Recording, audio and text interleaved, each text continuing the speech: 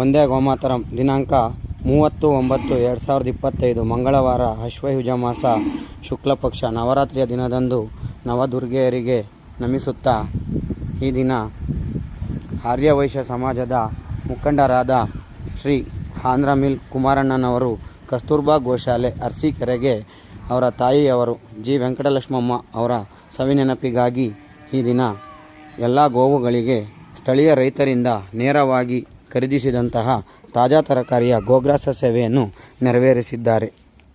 ಈ ಗೋಗ್ರಾಸ ಸೇವೆಯನ್ನು ಕಸ್ತೂರ್ಬಾ ಗೋಶಾಲೆ ಅರಸೀಕೆರೆಯಲ್ಲಿರುವ ಎಲ್ಲ ಗೋವುಗಳಿಗೆ ಸಮರ್ಪಿಸಲಾಗುತ್ತಿದೆ. ಹಾಗೆ ಮಾನ್ಯ ಆಂಧ್ರ ಮಿಲ್ ಕುಮಾರಣ್ಣನವರಿಗೆ ತುಂಬು ಹೃದಯದ ಧನ್ಯವಾದಗಳನ್ನು ತಿಳಿಸುತ್ತಾ